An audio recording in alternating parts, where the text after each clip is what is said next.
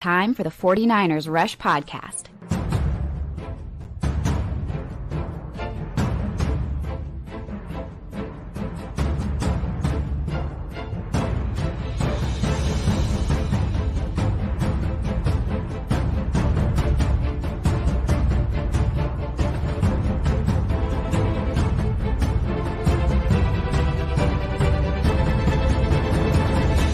And here's your host, John Chapman. What is going on, faithful? We are, man, this is Tuesday morning. I'm here with the man himself, Wayne Breezy. Wayne, how we doing, man? Bang! Bang! It's football week, baby. It's football week, baby. 5 days till kickoff. I thought you was giving me a high five, but yes, 5 days. Played 1, myself. 2, 3, 4, 5th. That's what we got, baby. That's what we got. So pumped. And, a shout out to the man, Eric, the IG maestro. He sent me the graphic this morning with good old Jeff Garcia days until kickoff. And I was just like, as soon as I posted it, I knew what was going to happen. And I got DM'd. You were hurt. It wasn't Trey Lance on there, weren't you? It's like, man, why you got to do this? We're moved on. We've moved on. Love all the hashtags. We're moving forward. We're moving forward. That's what we're about. We're about the people that are here with the team currently. Oh, look at that. Look at customized. Look customized. Didn't know. I've had this here for over a year, and I didn't know it said Wayne Breezy. That's right, man. The one and only. Love all the hashtag CCs. Appreciate the community coming out strong. Here's what we got today. We're going to do some Niners updates. Want to talk some random trivia stuff, but the meat and potatoes of this episode is going to be 49ers versus Steelers matchups. Wayne and I, at the second half of this episode, we're going to be going through 49ers O-line versus Steelers D-line, vice versa. What does the linebackers of the Steelers look like against the running back and tight ends of the 49ers, and vice versa? So we're going to get into a little bit of X's and O's, scheme talk, all that stuff. But before we get there, let's update everybody just on where the 49ers are with their schedule. They took a day off yesterday. Oh, sorry. They had a light practice yesterday. They got a day off today. So they're chilling. Then normal practice schedule, just like a regular week. Wednesday, Thursday, big practices. Friday, light. Saturday, walkthrough, travel. Game Sunday.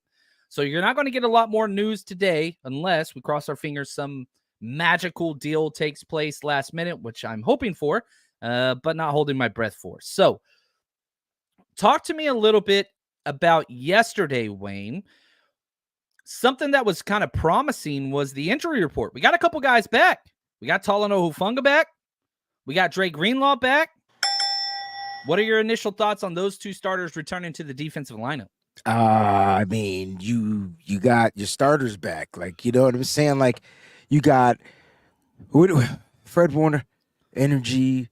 I don't know. You got the daggone, and the Tasmanian Devil is back. Like, you know what I'm saying? Like the Tasmanian Devil. So, like, he's back. That's good. And then you got the other Tasmanian. I can't think of another cartoon nickname for you. Either one could be the damn Tasmanian Devil the way I'm looking at it. But they're back, right? And they're healthy. And this is good, right? So they'll start that full practice on tomorrow.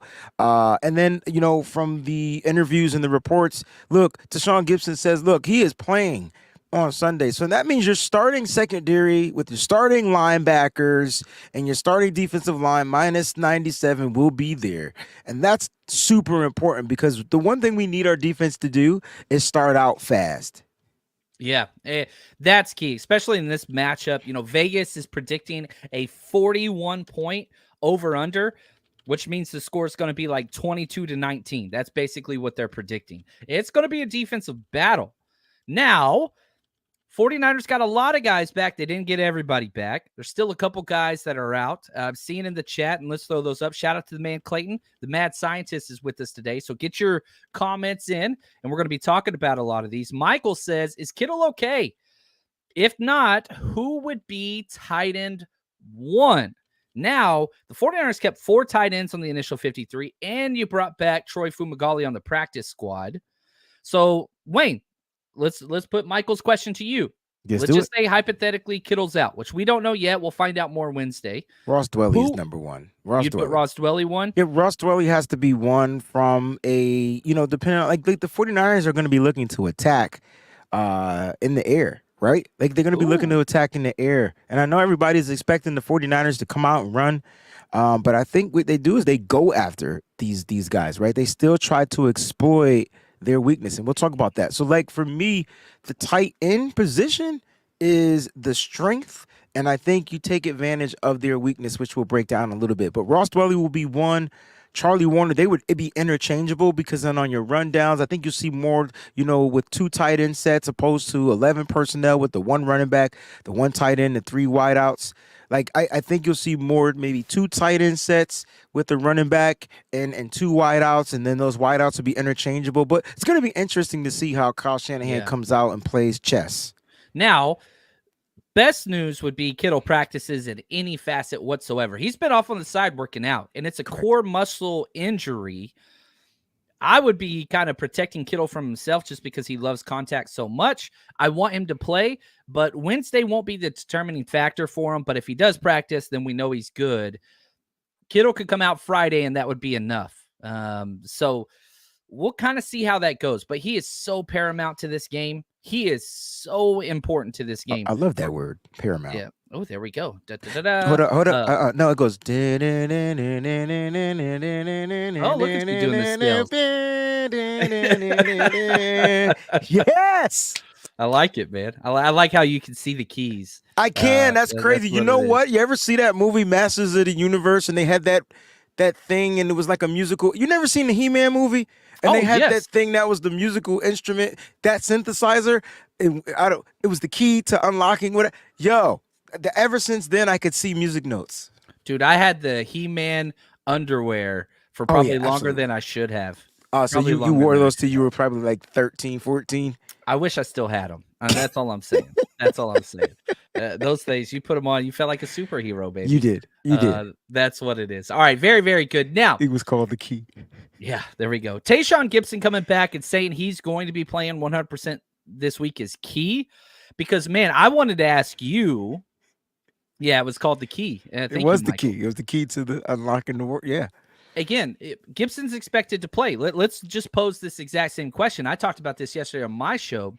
If Gibson cannot go, I think that he will. But if for some reason he has to take a series out, who are you putting in at that safety spot? It would be the veteran. It would be George Odom, right? So you would go George Odom playing deep and then Hufanga playing in the box, right? And so like Odom, and that's more good news. Non-contact jersey gone, right? No more blue jersey.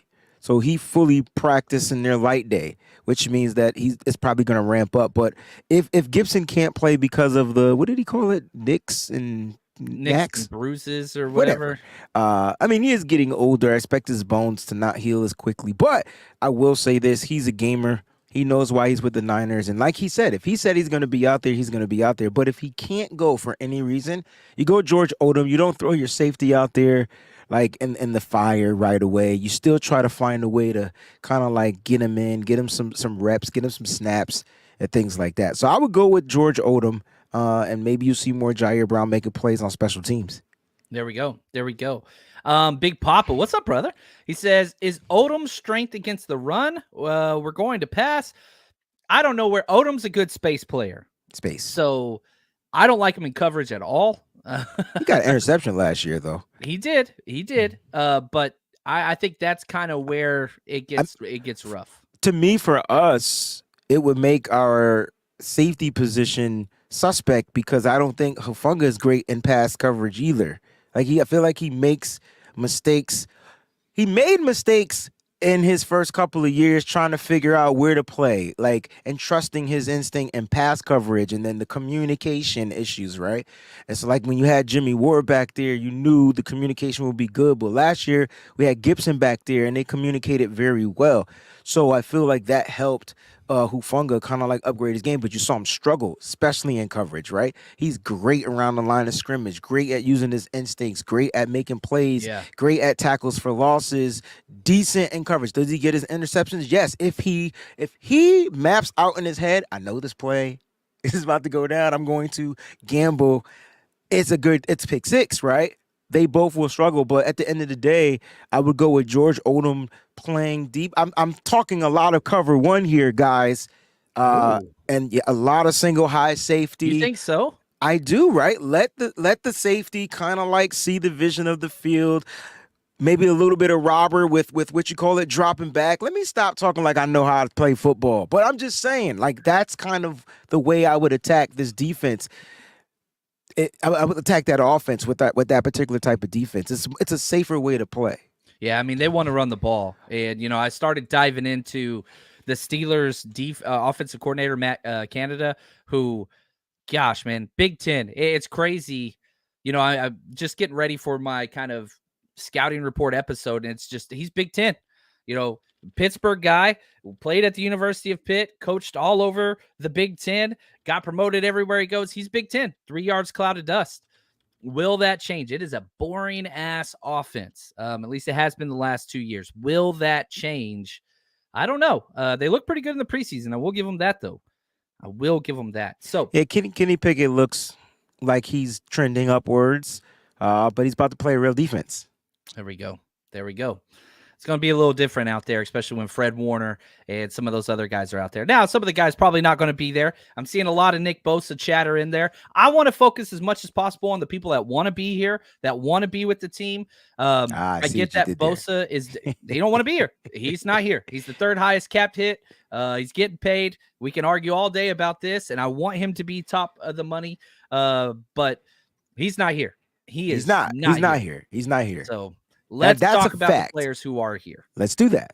So, CMC, who I freaking love, everybody loves, he can become, I saw this on ML Football, he can become the 4th player in history to have at least 4 seasons of 1,000 yards rushing and 500 yards receiving. It's only happened 3 times in the history of the NFL. So again, 4 times, he would be the 4th player ever to have 4 seasons or more with 1,000 yards rushing, 500 yards receiving. Do you think that he can do it again? It's a lot.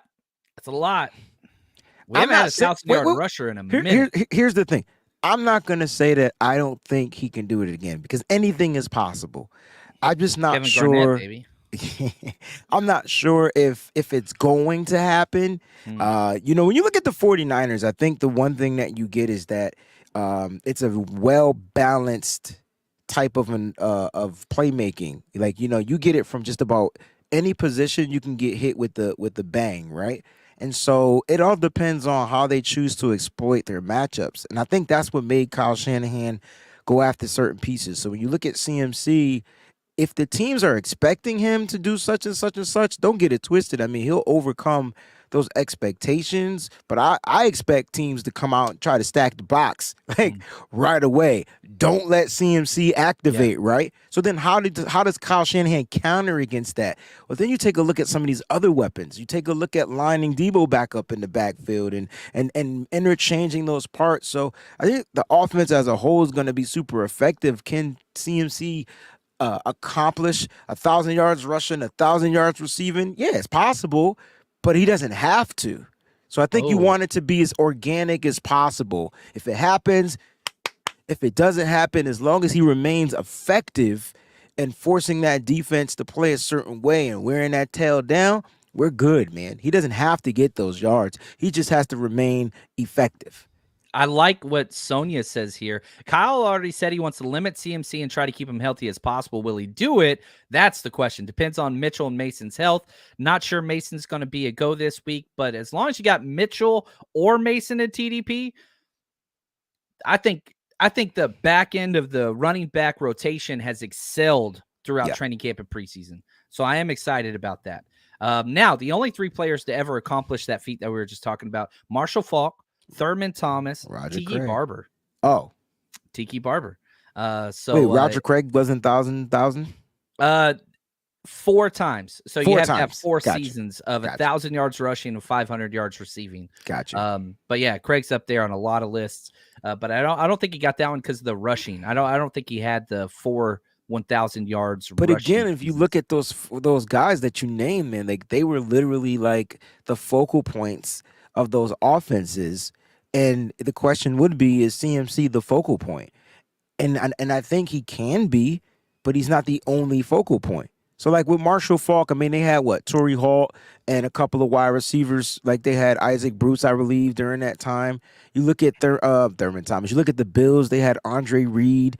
I can't think. Maybe James Lofton during that time. Look at me date myself. I'm getting older. And who's the other Thurman person? Thomas is one of like my most like number 34, baby. I think he's incredible. You know, he doesn't get the credit that a lot of people. He will do, never get it because he was never good. able to accomplish.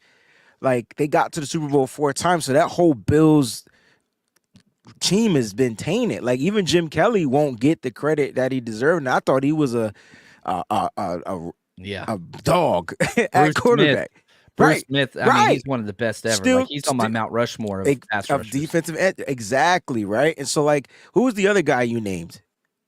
So it was Marshall Falk, Thurman Thomas, Tiki Barber. And then Tiki Barber, I can't even tell you who played that. All I remember was that Tampa Bay that Giants defense, right? Yeah. Like I can't even tell you who was on his offense during that time.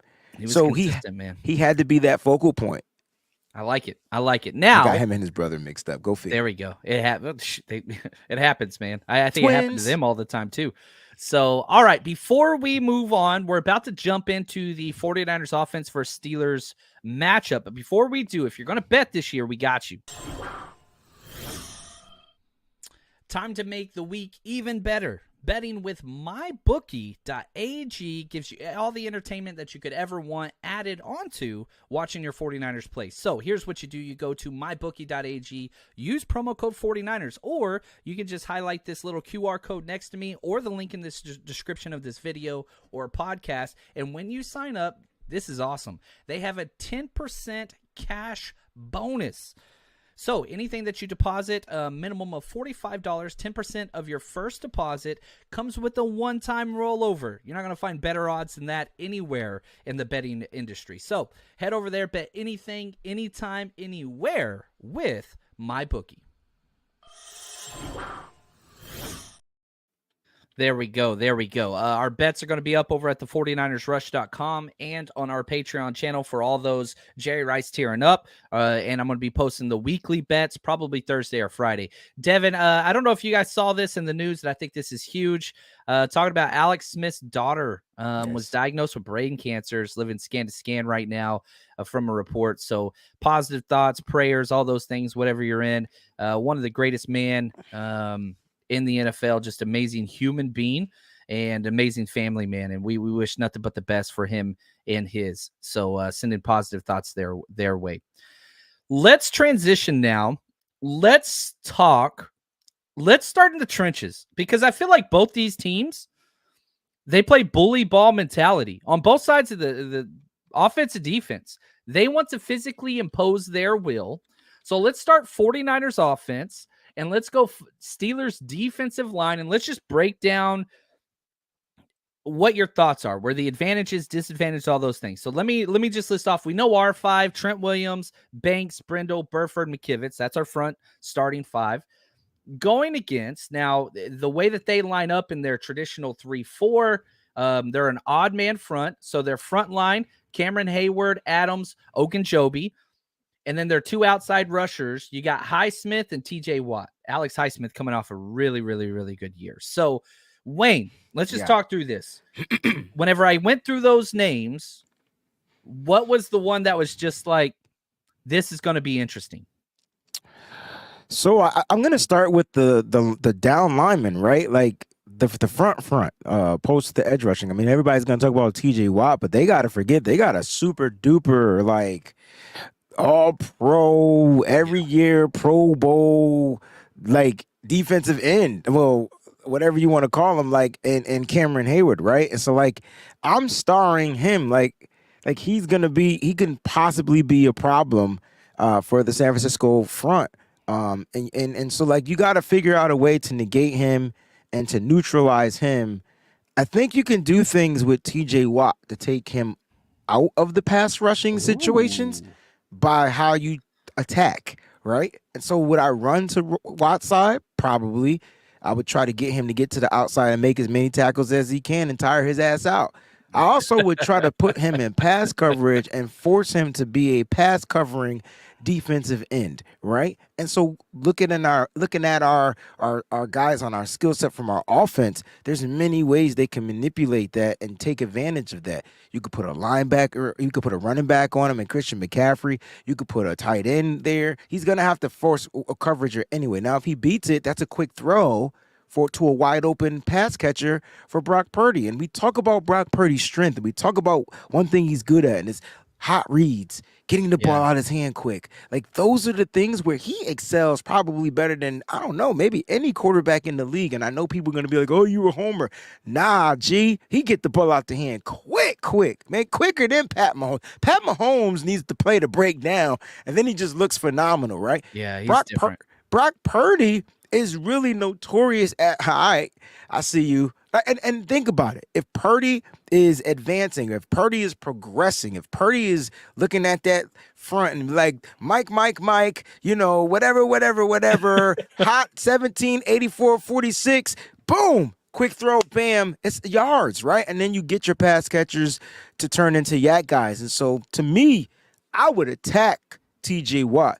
I would find a way to neutralize Cameron Hayward.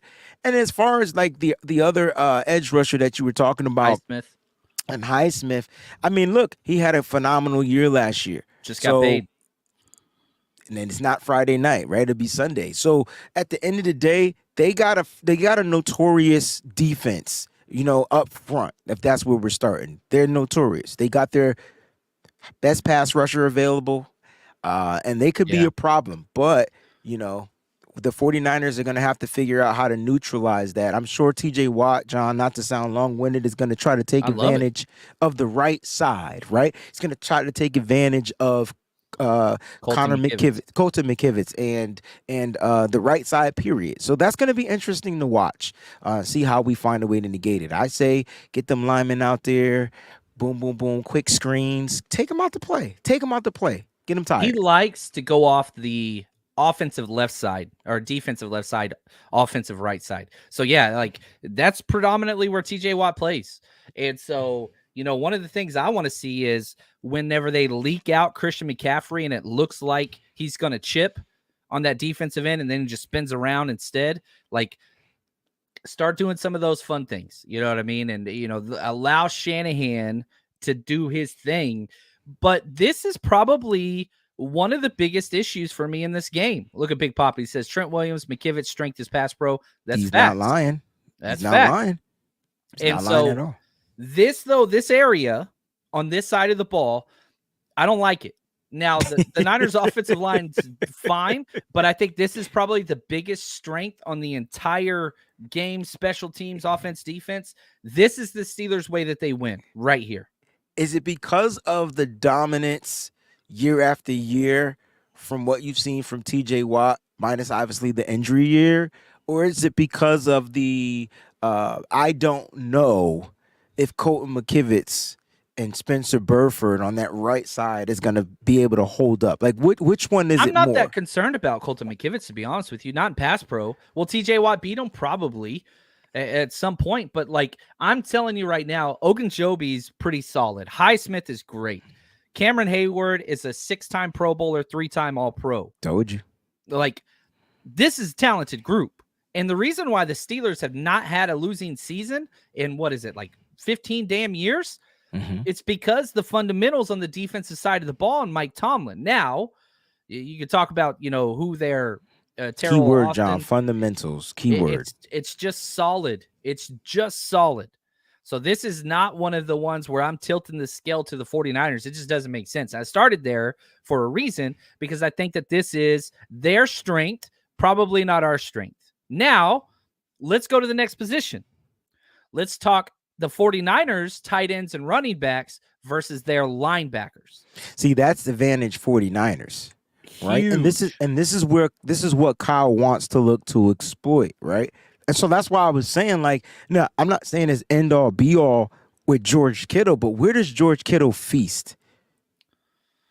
over the middle. Over the middle, the seam, all that stuff. Yeah, like and so like with him not being there in the receiving portion of the game, or him not being there, period, the Niners will have to figure out a different way to fabricate some of that. Now, listen, I said that tight end 1 would be Ross Dwelly, but he's not George Kittle. No. And do you trust a rookie?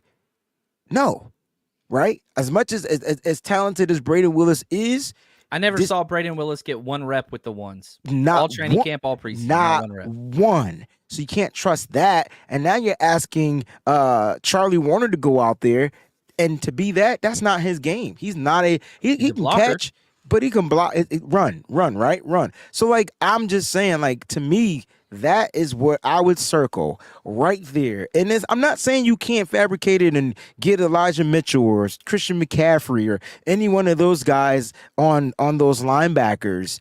But man, you want to dominate on the road in week 1? You want your best player available at that position.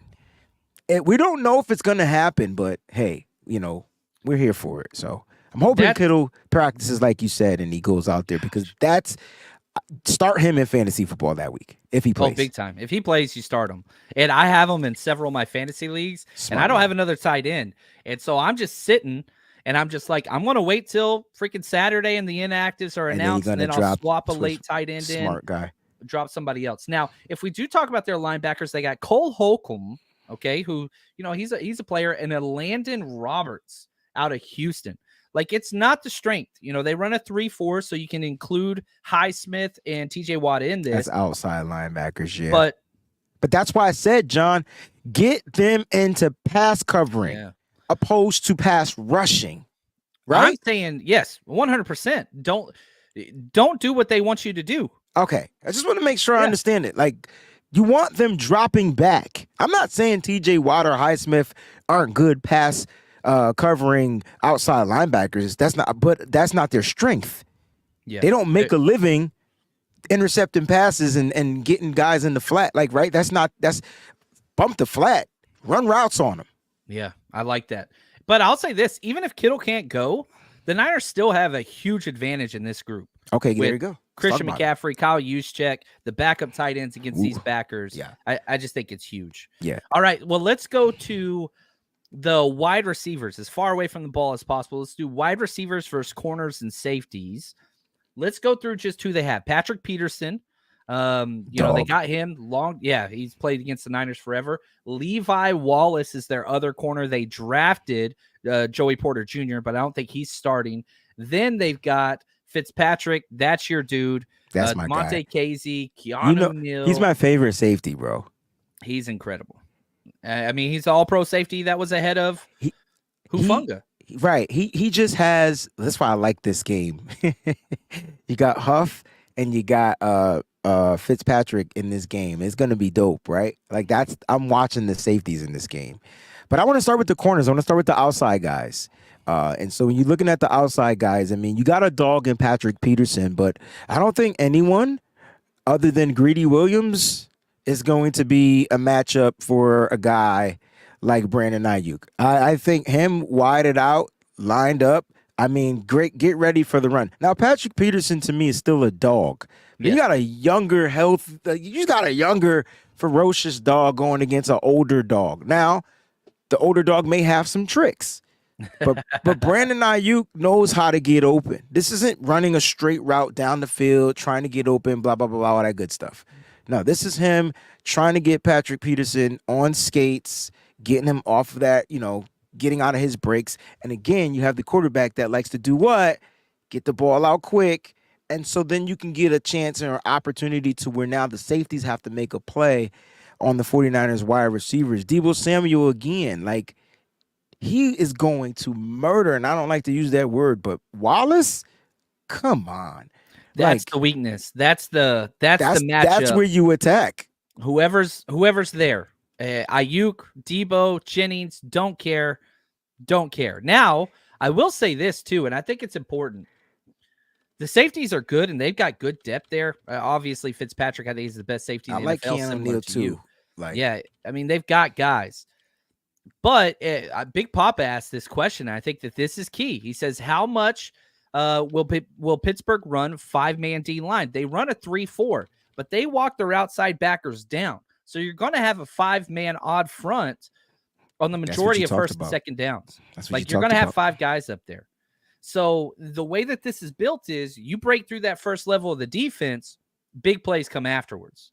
You got to break that first level seal. Yeah. Because it's 1 yard, it's 2 yard, it's 2 yard, it's 17 yard. You know what I mean? So can the Niners find a way to be efficient and move the change consistently? If they can do that, we did this on your show. Teams that limited the Niners yards, the Niners struggled because their entire MO is we're getting first downs. We're efficient. We're moving forward. Lots of positives. So this is a good defense. And so we did that exercise about which defenses were good. And so when you looked at them, I mean, you started to see it kind of like later on down the line, right? Especially in the playoffs, it got a little bit different. Like I felt like Brock Purdy struggled against the Cowboys defense. But we were able to come out of that game victorious because of our defense, right? And so like, look, if our defense stays relatively the same without Nick Bosa, and Brock Purdy is given those opportunities, I think he'll be able to find a way to continue to be efficient. It may be a struggle, but it's a game of inches. You take what you can get at first, and then you adapt, right? And so the key is keep that damn defense on the field as long as you can. Give me long, sustainable drives. I want touchdowns, but even if they end in field goals, like keep those 11, 10, 11. If you can get 12 play drives and they all get you scoring points, that's efficiency. So that's what you want, because at fourth quarter, somebody going to be worn out. And the difference between our team offensively and their team offensively, I feel like we have more depth. We have more guys and weapons that we can utilize later on down in the game. I do like Anthony McFarland, their running backup. I think he's pretty damn good, but not like Elijah Mitchell or Jordan Mason. Like most teams I thought Warren would be over. Oh, sorry. I apologize. Yes, Jalen Warren. You're correct. My old fantasy definitely different type of running back than Najee Harris. And I know last night I was doing something. Najee Harris isn't trash. So if Pittsburgh Steelers fans were watching, he's not trash, but you have to admit he's not what you thought he was. I mean, I know he finished with 1,200 yards last year, but I just feel like the Steelers aren't utilizing him properly. He could be so much more dangerous in a different offense. This goes back to that offensive style of Matt Canada, which a lot of Steelers fans wanted to move on. They wanted something else. Like this is probably the most Stone Age type offense in the NFL. It's by far one of them, and that's an issue. So let's transition. Let's go to the other side. Let's talk this. Let's talk Steelers offense versus 49ers defense. And let's start up front with the big uglies. Okay, here's the Steelers offensive line. Okay. Starts with Dan Moore Jr. at left tackle. You got Samalu, who came over from the Eagles, at left guard. Mason Cole center. You got JT Daniels, the Iowa Hawkeyes guy. He's been all over the place. Right guard. And Okafor, I can't say his first name. It's like Chukwuemeka. That's their right tackle. I want to say this. It's less the 49ers offensive line, you got 4 dudes and a Hall of Famer. This is just 5 dudes. None of them are bad. None of them are great. Just average. But the continuity is good there. And I think that's the context, right? Like, will the continuity for the 49ers offensive line be ready to go week 1? Last year, it wasn't, but you also had 3 new pieces. This year, you only have really technically 1 new piece you're adding in, so you're hoping the continuity is there. From the practices and the training camps and the preseason games, it looked like the offensive line took a couple of steps back, but the Hall of Famer wasn't out there. So you got to look at it like that. Now, their offensive line, their offense looked to seem like it was moving, it was flowing like water throughout the preseason, right? They were putting up points. Kenny Pickett looked like he MVP candidate, right? Like that's what the way they were making it. Look, they have continuity on their offensive line, and I'm not saying that the Niners don't, but our defensive front needs to figure out how to take advantage of this. And me personally, the difference this year between last year from our defensive front, because I'm looking at how to attack that offensive line, is the pressure up the middle. And I think that is Which where we haven't seen. There you go. And that's key, because if Hargrave and Armstead can be what the Niners want them to be and stop that run up the middle and allow your linebackers to flow on the outside, and you shut down this run game. Kenny Pickett had more interceptions than touchdowns last year. Kenny Pickett was worse than Sam Darnold. He was way worse than Sam Darnold. Like, I get that he flashed down the end and they won a lot of games, and he, the big playability is there. It was different. But you got to look at the whole scope. I mean, Brock Purdy threw more touchdowns than him in half the games with a quarter of the turnovers. And so we'll kind of see how it goes. Now, Kenny Pickett's trending up and they love him and all those things, and maybe he's incredible. But this offensive line, if you can make him uncomfortable, stop the run, and make Kenny Pickett uncomfortable without Nick Bosa, we'll see. We'll see. I love this. Logan, he says, watch out for Pickens. All right, let's go out of order. Let's talk wide receivers and secondary, okay? Their biggest wide receiver and best wide receiver is George Pickens. Deontay Johnson, he's a little crazy route runner. And then they went and got Robinson. Allen Robinson is kind of their number 3. They've got Calvin Austin. They got a couple other speed guys. Another speed guy. But I don't know. Yeah, George Pickens is awesome. But I don't think that this is a very talented wide receiver core. Am I crazy? No, because if you could look, we found a way, and I know it's tough to say this, we found a way to negate or kind of hold out some of the top wide receivers in the league over the past couple of years. Yeah. Right? Did we played the Vikings with Justin Jefferson, right? I'm just curious to know what he did against us. But I know what Jamar Chase did by heart. I know he had 77 yards with a couple of TDs, but those TDs came because of plays that got down to the goal line, right? You know what I'm saying? They weren't like big plays. So my point is limit the big play. Like limit that. If they score on the goal line to their number 1 wideout, fine. But you limit. Justin Jefferson had 4 catches, 83 yards when we played him 2 years ago. You just limit those big plays. I think the Niners are really good at figuring out how to take away the number 1 guy. How do you stop Deontay Johnson? That's going to be key. And I think Logan, he's hitting on it. Oh, sorry, Clayton. I messed you up. Clayton's the absolute best there is. Ambry Thomas concerns me the most at outside corner. So if we're in our nickel packages, it seems like Ambry's going to be outside, Demo's going to be inside. Because you're going to put Demo? Hey, here's what's funny, right? Because did he concern you his rookie season when he had to cover Jamar Chase? Did he concern you his rookie season when he had to cover?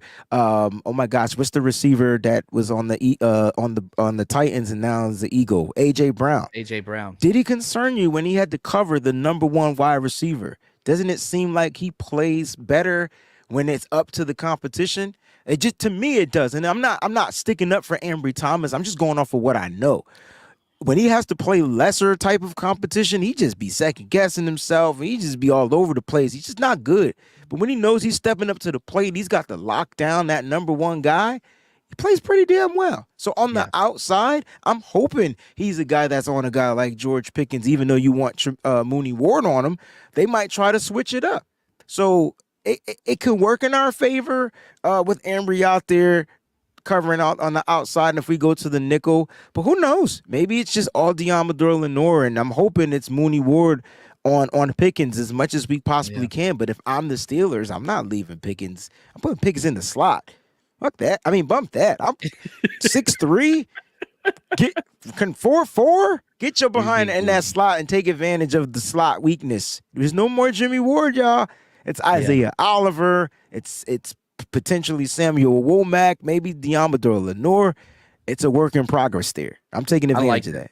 And I'll say this, like, look, George Pickens, he's going to get his. He's going to make a freaking circus catch at some point in contested coverage. That's his MO. That's what he does. That's going to happen. You just got to limit those. If he gets 1 or 2, can you make him stop and settle for a field goal? Those types of things. In the NFL, they're going to score points. The over-under's at 41 now. So Yeah, it's going to be a low-scoring game. That's what Vegas is saying. I think it's going to be I got over, low though. scoring, bro. I'm at the 21-13 mark. Especially if Bosa's out and Kittle plays, I'm betting the over, period. I'm going to learn how to do that this year. I don't get it.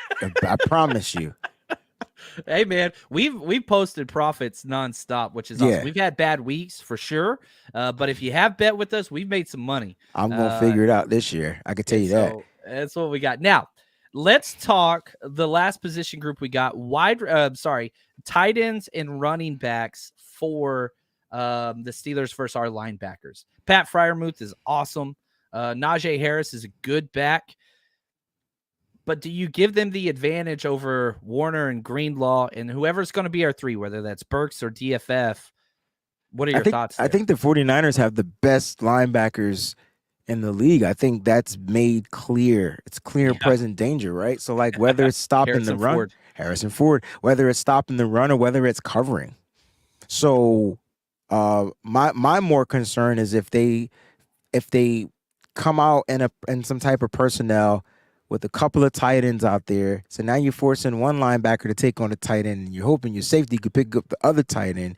Again, remember earlier in the show, I was talking about what's his name's brother, Connor, the tight end for the Steelers. They picked him up, Connor Hayward. Like, this is, and they have Darnell Washington too. Remember, like another guy. They can try to figure out a way to exploit that and force our safeties to cover some of these tight ends and things like that. And so it's going to be interesting, but am I worried? No, I just feel like our linebackers can cover running backs, period. I'm taking Fred Warner over Najee Harris and I might even take Fred Warner over CMC at this point. Like, but he's on our team, so I'm lucky. Like we're lucky. You know, at camp, there were the four clear players that stood out, two on each side. Fred Warner, Talanoa Hufanga. I don't even think it was close. Those two were the best defensive players. It's every damn day. It's amazing to me the level. I don't know what Fred Warner's mantra is, but every year he goes out to be better. And I know every player does this, but he actually proves it. Like he's like, yo, I could be 1% better. Like he's going year 5, 6, like 1% better. Like, and that's tough to do when they draft your replacements. We don't want to have that conversation, right? When they're drafting guys to potentially replace you because we can no longer afford these guys. So that's crazy. Like, that's dope, man. Fred Warner's the guy. He's my favorite player, hands down. Well, my favorite player's right next to him. Dre Greenlaw's my guy. This is funny because it We're was Patrick like this. Patrick Willis, Navarro Bowman. Navarro Bowman. I mean, it's interesting. Yeah, you like the dogs, and I like the smart technicians, talent, and all that stuff. Yeah. I want, but see, that's the thing. Like, I hated doing this as a coach, and I was guilty of this. Like, I would stereotype positions. Like, you play in secondary, and you're soft, and you're not a bully. I'm sorry, you're not going to be a starting corner for me. You don't fit. Respect. If you don't want to inflict pain on people as a linebacker and you're more of a finesse guy, go to the offensive side. You're going to be a backup running back or tight end. I don't want you over here. I need people that want pain. What Clubber Lang, right? Yes. What's your prediction for this upcoming match? Pain. Forgot Quan Alexander's a Steeler. I love Quan Alexander. I love Quan Alexander. I just love him his too. Personality. But I know one thing. He don't know how to tackle. No. So I will say this. Yeah, attack him. I don't think he's going to get a lot of playing time. I think later in the year, if there's an injury or something, perhaps he will. But okay. Special teams and long term, that's kind of his role. But I love Quan. I'm glad he's in the NFL. And I'll say this. I'm going to positive and negative, okay? Positive. When Nick Bosa was asked who should have been their defensive player of the year, the Super Bowl run, he said Quan Alexander for what he did for the locker room and the morale and all that. And he wasn't even playing. And then the negative, I think he was the worst player of the Super Bowl and kind of cost us that game. Everybody wanted to talk about the overthrow from Jimmy or Kyle. Man, you go back and watch that defensive tape. That dude got butchered in that Super Bowl. He got bullied. But it wasn't his fault. He came back early and shouldn't have been playing. He should have been playing. It was coming back from that injury. Yep, you're right. But that's what it is. Now, here's before you move on. Like, I think my only concern is, right, like, you talked about taking away the run. You got to make sure you don't get gashed up the middle. They're not an outside zone running team. Like, they like to run in between the tackles and get yards. Now, and if Najee Harris breaks loose, that's when he's dangerous. Right? And so that's my concern. It's not that he's a bad running back. It's just that his style is ground and pound. And I just feel like if the Niners don't eliminate that, he's going to try to exploit that the best way he can. So we got to figure out how to take away that run. Don't over pursue on the pass rush. I know we're going to try to get to the cornerback, and watch out for the screens. You ever play Madden and you know they about to do a screen, but you just think you could get to the quarterback before he throw the ball? Can't take that bait. Can't take that bait, man. Can't do it. Can't do it. Got to be disciplined. You talked about it. Javon Hargrave in preseason, we had such a limited number of snaps. That dude blew up like 2 or 3 screens. That's one of the things that I love most whenever I was doing the Philly film on him, which we have up on the Niners Rush and our Patreon. Like, that dude just blows up screens. Like, he reads it. Yeah, upstairs, man. It's upstairs, man. He's got it. Now, this weekend, Wayne, you know what I'm excited about? We get to hang out in person again. Finally, yo. I haven't seen you since training camp. Been too long, man. When we get together, it's bad. We eat good food. Great food. We talk trash nonstop, and we laugh. Wings and tacos. Okay? So if anybody wants to buy us food, wings and tacos. That's right. I'm the taco guy. And I'm the wing guy. But it's cool because, we just have a blast and we watch Niners, talk Niners. It's all Niners. I love it. And so we are going to party this week. And here's what's great. Saturday night, the night before, we've been able to extend our party. It was just a night party, but we decided to join forces with the official 49ers party in their evasion. We're sharing a facility. They've got the morning party till 2. We take over right after the official 49ers party's done in the same location. We're going to be at McFadden's. I should probably put the banner up. Why not, right? It's got the information on there. So we'll be there 2 to 9 p.m. And the most amount of giveaways we've ever done times 2. A lot of people coming out. The amount of stuff we're giving away. I'm bringing 4 suitcases just so you understand of all the stuff that we are giving away to this stuff. Checking 4 bags in an airport is not the funnest way to travel. Getting shuttles and rental cars, not fun, but that's okay. Just got to rent a cart. That's all. Yeah, you ain't lying, man. You ain't lying. So come out, party with us. We're at McFadden's the night before. If you haven't gotten tickets, 49ersrushroadtrip.com. And then our tailgate. Wayne, our tailgate. Oh, it's going to be litty. It's going to be pretty cool, man. It's going to be lit. Traditional tailgate, parking lot, 3 blocks from the stadium. We've got DJ. We've got giveaways, trivia, all that stuff. All you can eat, all you can drink, liquor, everything you want. One-stop shop. You pay it, you show up, you have fun, you win stuff, you meet people. It's going to be incredible. So come out, party with us. 49ersrushroadtrip.com. It's going to be fun, man. It's going to be fun. And if you can't make it to that game, we've got 12 other opportunities throughout the season, 12 other games. We are hosting events. 49ersrushroadtrip.com. So here we go. Let's get to the comments and some questions that you guys have had. And it's still time if you want to get those in. Clayton, behind the scenes, is charting those. Let's let Wayne take this first one from the Irish Sean Ferris. All right. Sean Ferris says, 49ers under Kyle have started sloppy every year, 2019 included. And like 2019, you could be sloppy, but you still need to win. Yeah, I'm not sure if it's so much of Kyle trying to get his players to execute, his game plan. So you're going to get the slow starts. But I do think Kyle Shanahan's he's in the same situation with a different quarterback running around. I haven't seen Kyle trust the quarterback in a minute. And I really think Kyle is starting to trust in Brock Purdy and what he can do. So if Brock comes out and he's able to dial up again, move the ball effectively and efficiently, and the 49ers, not many penalties, things like that, man, it's going to be electrifying to watch, right? So you might see much more of a quicker start to the 2023 season. I would say this last year, it was an anomaly. Like, I know they were going with Trey Lance. I knew he was we all knew he was the plan, but damn, man, his first game was on the road in Chicago in a monsoon. You have to factor that in because that's what happened.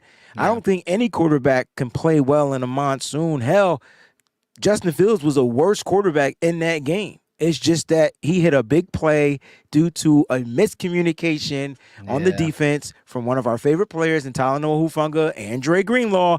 And next thing you know, Dante Pettis, who I think is out for the season, caught a touchdown pass. I think he's on the IR. I think got put on IR. So, like, all I'm saying is, like, not an excuse, but that was the slow start of last year. And then week 2, we started to churn, and then week 3 was bad, and then it got better. So, like, Yeah. look, I think for us, I expect a slow start. And if you don't get the slow start, be like, oh, shoot, we on to something different. But expect it because it's what the Niners do. Remember, they kind of play around first few weeks, get a feel for things like that. Can we afford to start slow? I would say it ain't about how you start. It's about how you finish. And I'll say this. I think Mike Tomlin's the best coach in the NFL. He's my number one. Last year, they were 1-3 to start. The year before that, they were 1-4. So I think teams start bad. Week 1, they're sloppy play. You've got a new young quarterback. Guess what? So do the Steelers. These are not going to be teams that come out red hot because you have such a huge turnover at the quarterback position, the most important position in sports. Good point. But who, John? If you had to pick a quarterback now, knowing what they are you going Brock Purdy or Kenny Pickett? Oh, Brock Purdy by a mile. So Brock is close. A better quarterback. So, like, with a better based quarterback, on what we've seen, right? So having a better quarterback should result in better play. That's all I'm saying. Should, yes. Small sample size. Now, if you look at Kenny Pickett, though, here's the difference. Kenny Pickett's a bigger dude. He's a typical quarterback. 6'3", 220. Yeah. That dude ran a 4.7 40. He's got a 33-inch vertical. So, like, you put Brock Purdy next to Kenny Pickett, and it's just like, all right, those are not the same thing. Right, but do the measurables matter, or does winning football games matter? Both matter. I think both matter. But, I mean, the bigger, faster, stronger guy has assets that the smaller guy does not. That's doesn't true. mean that's measurables. Everything. Right. That's 100%. I agree with that 100%. But it's all about how you put it together. Yeah, I still take Brock Purdy. I'm taking Brock Purdy. I got you. But there are some things like Kenny Pickett can move. That dude can run the ball. Oh, he can move. That was another thing. Do not let him run. I forgot about that. Contain him. You got to figure it out. You don't got to spy him, but you got to make sure he doesn't move up in that pocket and take off and run. Yes. Shout out to our man, Ed, subscriber. Appreciate you, man. He says, I'm really not worried about this game as a whole, except we do lose a lot of our first games. It's weird because it's a 2.5-point spread currently on Vegas. The Niners are favored, even on the road. I don't know. Kyle is 2-4, okay? And say that again? Kyle Shanahan is 2-4 in home openers. I will say that he won in Tampa. In away openers? Or home openers? Just openers. I'm sorry, period. Gotcha. Just in openers, right? I would say that in away games, he beat the Lions and he won against the Tampa Bay on the East Coast. That's right. Post-East time zones. Now, I know we lost to Chicago, but that's not East. All right, on the road. And as far as home games, it is what it is. But my point is, like, Kyle Shanahan, I would say, has a winning record on the road in home openers. There we go. Somebody's doing yard work outside. My neighbors are currently. So sorry if that's picking up on there. I apologize. Aaron says, it's been years since the 49ers won in Pittsburgh. Good point. Do you all know how long? Well, I could tell you in just like 5 seconds. Well, Pittsburgh hasn't played at home, I believe, since 2014. So we got to go further back. They've played 22 times. We beat them last time we played, but not there. We won 24-20. That was at home. That was the Kello Weatherspoon game. That was week 3. Yeah. Kello Weatherspoon. That's the game we first saw Jason Verrett come in the game and get ridiculously torched. That was the game Dante Pettis, I believe, won. There we go. This is so funny. The last time we beat the Steelers there was 1996. Jerry Rice and Steve Young were still Damn. played. But we don't play them that often. And so you play them like once every 4 years based on the rotations, and you play them at their home, what's that, once every 8 years. So it's been a while. So 8, 16, 24 years, that adds up. That's kind of where that is. So good question. I'm going to have to add that to my repertoire. That's going to be added to one of the trivia night questions. So if you're coming out, that's going to be a trivia answer if you want to win some autographed stuff. I'll let you take this one. All right, Steven, is it Bear or Buyer? Either way is dope.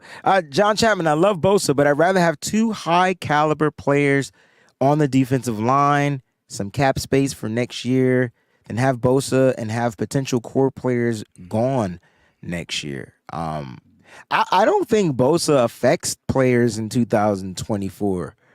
Personally, I don't think his cap is going to affect that. I think when you have a transcending player, it's kind of silly to walk away from that. We talked about what Nick Bosa, like what he does, right? And so like the whole issue with Bosa is I'm sure his camp wants him to be not just the highest paid non-quarterback, but like literally set the precedent for being the highest non-paid quarterback, like putting the mark somewhere that it just shouldn't be.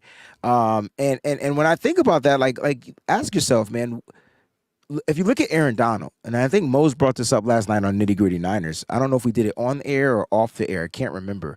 But he made mention, he was like, if you total up like Nick Bosa's pressures and sacks, they're greater than Aaron Donald's. Now, I know Aaron Donald finished as the best, in his first 4 years in the league. And remember, Nick Bosa missed a whole year. He played one couple of plays of a game in what, 2020, and then was done. So imagine if that year was played. He was defensive rookie of the year, and then in his final year, he should have won comeback player of the year, but he didn't because it went to a quarterback. And Always then, does. And then he ended up winning defensive player of the year. So like that, look, his camp is going to work. Like they're not budging, but when you have a transcendent player like that, to get back to your question, I think you want to pay him because there are 3 positions you tie your money up into. 3 prime real estate positions. And I even think the left tackle position is probably going down a little bit. But it's quarterback and it's edge rusher. And then after that, you figure it out. Yep. I want Bosa to be here. The Niners want Bosa to be here. Hopefully something gets done. I don't think there's any issue. They're trying to make him the highest paid player, non-quarterback wise. It's just we got to get it done.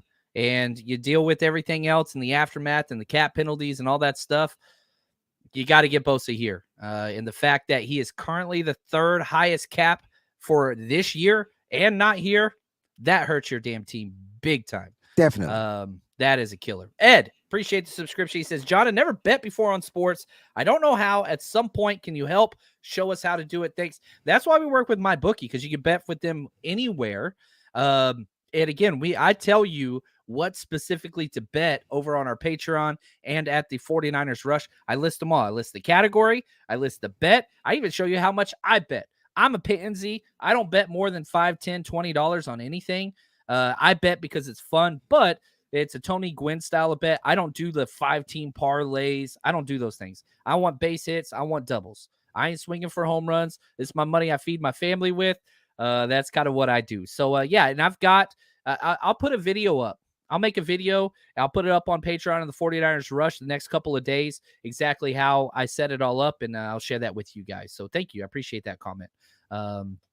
Here we go. Wayne, I'll let you take this one. Randy Daytona. Is there anyone here who thinks Drake Jackson or Cleveland Farrell can play at a Bosa level? Why not? Nah, man, they're just built different. Look, the thing, and I can tell you what I love about both of them. And I feel like even Bosa may not have some of their characteristics, but again, Bosa's just transcending. So like Bosa does what Bosa does, and he does it well, and no one in the league can do what Bosa does. I know that sounds weird. His brother, and they're built and sound the same. There you go. All right. So when you look at Cleveland Farrell, the one thing you're going to get from him is high motor. If his motor is revved up, good luck trying to get him to rev down. Like, right? Good luck. And that's what you want, right? You want somebody that's going to keep coming at the quarterback. Like every single play, put a pinky finger on him when he goes down. Like do something to get into his head. That's what Cleveland Farrell is going to give you. As far as Drake Jackson is a freak, so he's going to give you that bendability out there, and he's going to figure out a way. Oh my God, I can't get to the quarterback. Cool, I'll get my hand up. I'll do something. I'll do a backflip, jump kick, tuck, or something to be effective on the play. Bosa can't do that. Like they all have different things, but the production you get from Bosa, you got it consistently since his rookie year.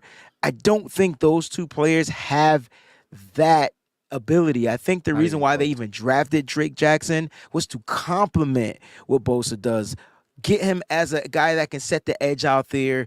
Maybe he can be more some type of a freak speed way to affect the play, things like that. But they made him bigger, so I don't think speed is in his wheelhouse anymore because he looks big. So, like, it's going to be interesting to see how they utilize those two games. Expect the pass rush to be less effective than it would be if Nick Bosa was out there. There we go. And I don't even think Drake Jackson starts without Bosa there. I think it'd be Cleveland Farrell and Kerry Hyder. Oh my gosh. Have you been watching the show? I did. I super chatted you and you got mad at me. You told me to keep it PG. No, seriously. You just said keep it PG. I'm like, man, it is 10 o'clock. Do you know where your children are? I love Wade so much because he's the only guy I could literally give money to and still piss him off, like in a super chat. I was rolling, man. No, you guys, and if you haven't watched Wade's show and checked it out, and Nitty Gritty Writers, it's Wade plus a whole bunch of awesome other people. Link is in the description of this video / podcast, wherever you're listening. It's the top line. Go click that. Check it out. Riddy, hey, what's up, man? I don't know you too well. Glad to have you. He says Armstead's hurt every game. Combination 0 sacks 20. This is wrong. No. One, he has played in the most games in the Kyle Shanahan era, played 5 straight years without missing a game, and back-to-back years was the best defensive player we had in the playoffs. Look at the sacks he got the last 2 playoff series. Be better than that, man.